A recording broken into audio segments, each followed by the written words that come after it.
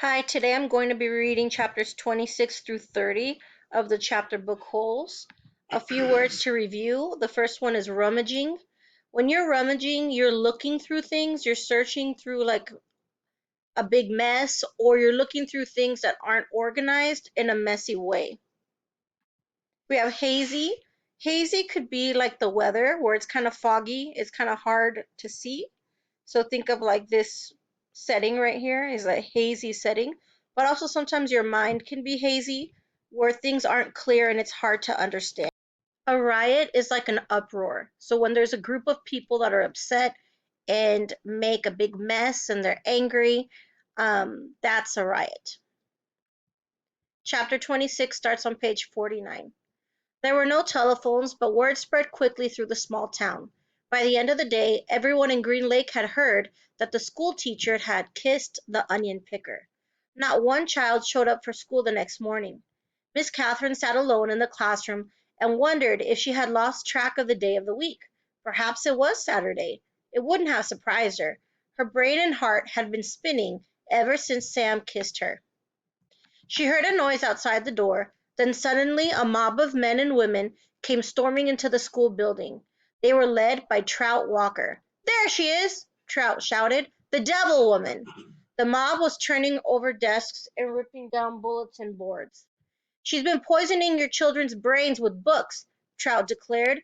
They began piling all the books in the center of the room.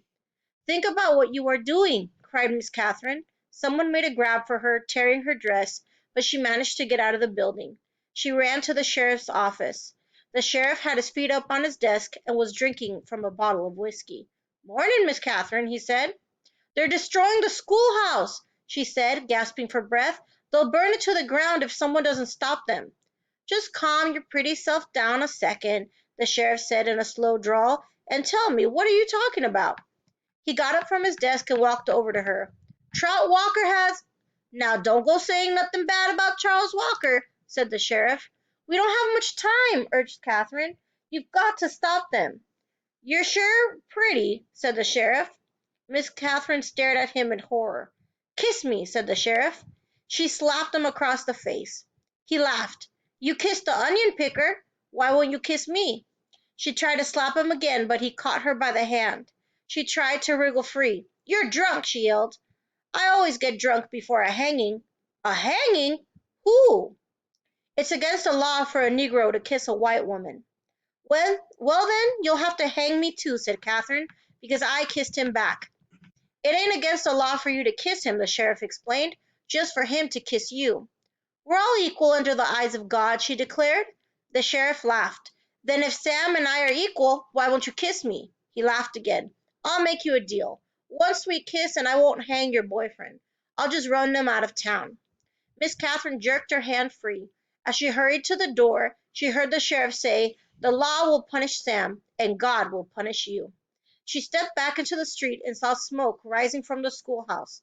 She ran down to the lakefront where Sam was hitching Mary Lou to the onion cart. "Thank God I found you," she sighed, hugging him. "We've got to get out of here now." "What?" "Someone must have seen us kissing yesterday," she said. "They set fire to the schoolhouse. The sheriff said he's going to hang you." Sam hesitated for a moment, as if he couldn't quite believe it. He didn't want to believe it. "Come on, Mary Lou." "We have to leave Mary Lou behind," said Catherine.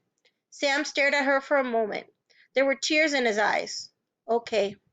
Sam's boat was in the water, tied to a tree by a long rope. He untied it, and they waded through the water and climbed aboard. His powerful arms rowed them away from the shore, but his powerful arms were no match for Trout Walker's motorized boat.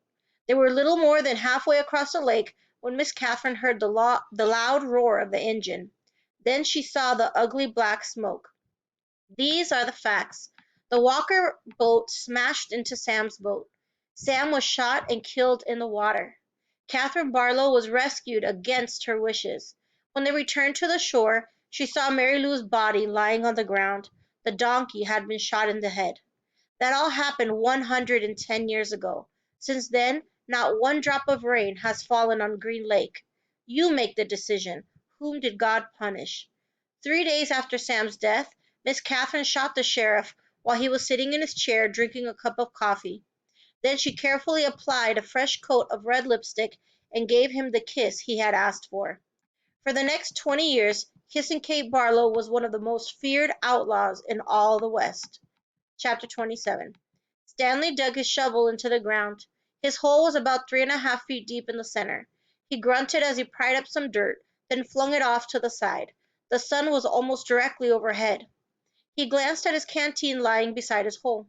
He knew it was half full, but he didn't take a drink just yet. He had to drink sparingly, because he didn't know who would be driving the water truck the next time it came.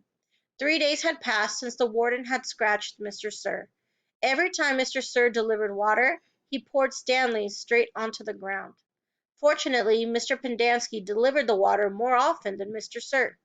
Mr. Pendanski was obviously aware of what Mr. Sir was doing, because he always gave Stanley a little extra. He'd fill Stanley's canteen, then let Stanley take a long drink, and top it off for him.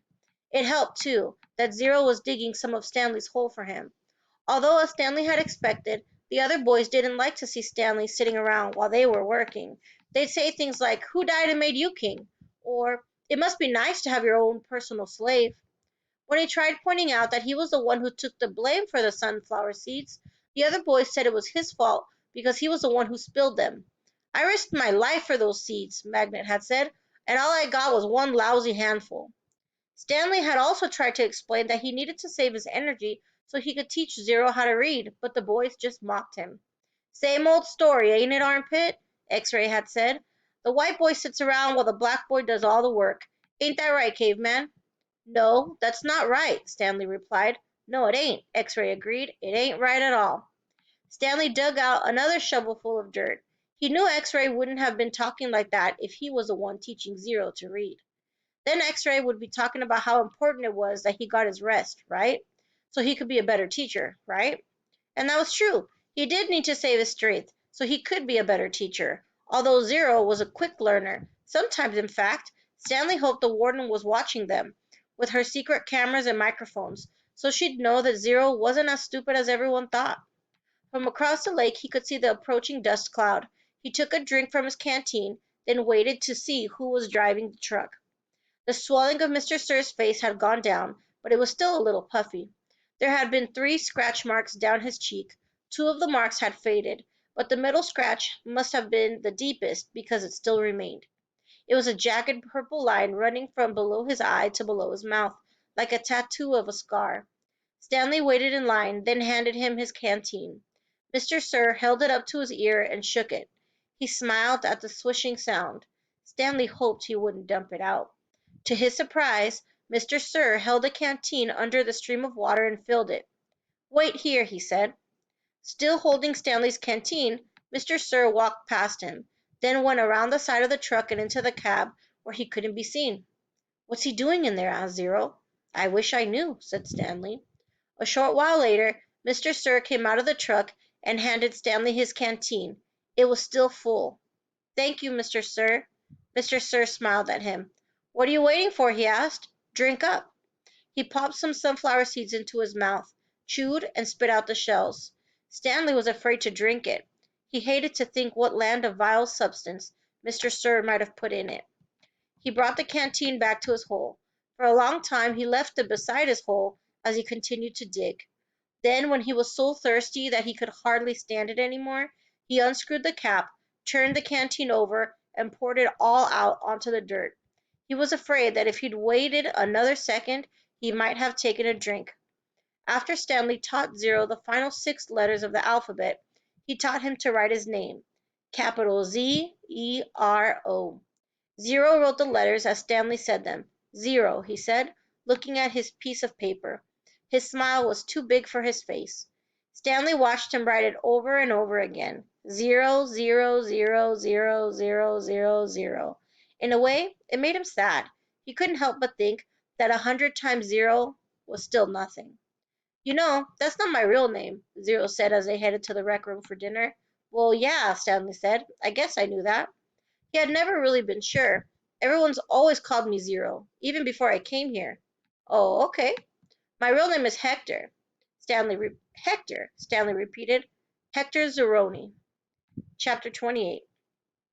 After 20 years, Kate Barlow returned to Green Lake.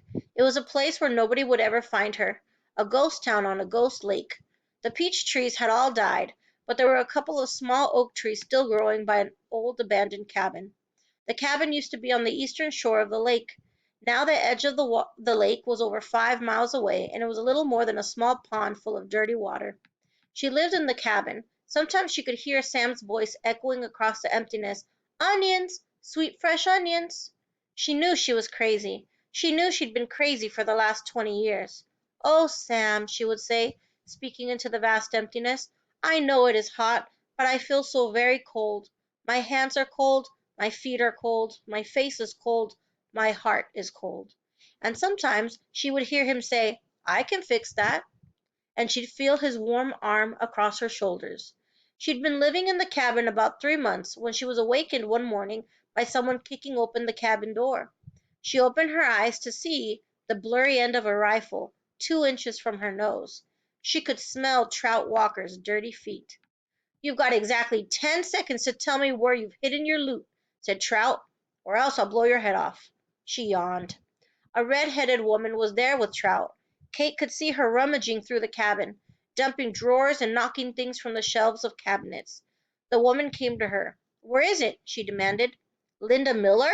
Asked Kate. Is that you? Linda Miller had been in the 4th grade when Kate Barlow was still a teacher. She had been a cute, freckle-faced girl with beautiful red hair. Now her face was blotchy, and her hair was dirty and scraggly. It's Linda Walker now, said Trout. Oh, Linda, I'm so sorry, said Kate. Trout jabbed her throat with the rifle. Where's the loot? There's no loot, said Kate. Don't give me that, shouted Trout. You've robbed every bank from here to Houston. You better tell him, said Linda. We're desperate. You married him for his money, didn't you? Asked Kate. Linda nodded. But it's all gone. It dried up with the lake. The peach trees, the livestock. I kept thinking it has to rain soon. The drought can't last forever, but it just kept getting hotter and hotter and hotter. Her eyes fixed on the shovel, which was leaning up against the fireplace. She's buried it, she declared. I don't know what you're talking about, said Kate. There was a loud blast as Trout fired his rifle just above her head. The window behind her shattered. Where is it buried? He demanded. Go ahead and kill me, Trout, said Kate, but I sure hope you like to dig, because you're going to be digging for a long time. It's a big, vast wasteland out here. You and your children and their children can dig for the next 100 years, and you'll never find it. Linda grabbed Kate's hair and jerked her head back. Oh, we're not going to kill you, she said. By the time we're finished with you, you're going to wish you were dead. I've been wishing I was dead for the last 20 years, said Kate. They dragged her out of bed and pushed her outside. She wore blue silk pajamas. Her turquoise-studded black boots remained beside her bed. They loosely tied her legs together so she could walk, but she couldn't run.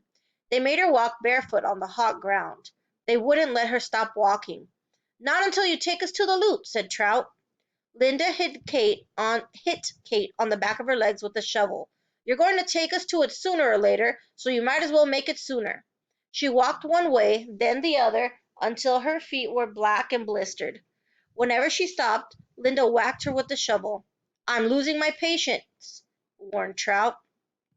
She felt the shovel jab into her back, and she fell onto hard dirt. Get up, ordered Linda. Kate struggled to her feet. We're being easy on you today, said Trout. It's just going to keep getting worse and worse for you until you take us to it.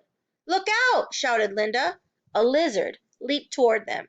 Kate could see its big red eyes. Linda tried to hit it with the shovel, and Trout shot at it, but they both missed. The lizard landed on Kate's bare ankle. Its sharp black teeth bit into her leg. Its white tongue lapped up the droplets of blood that leaked out of the wound. Kate smiled. There was nothing they could do to her anymore. Start digging, she said. Where is it? Linda screeched. Where'd you bury it? Trout demanded. Where'd you bury it? Trout demanded. Kate Barlow died laughing. Part 2, The Last Hole, Chapter 29. There was a change in the weather, for the worse. The air became unbearably humid. Stanley was drenched in sweat. Beads of moisture ran down the handle of his shovel. It was almost as if the temperature had gotten so hot that the air itself was sweating. A loud boom of thunder echoed across the empty lake. A storm was way off to the west, beyond the mountains. Stanley could count more than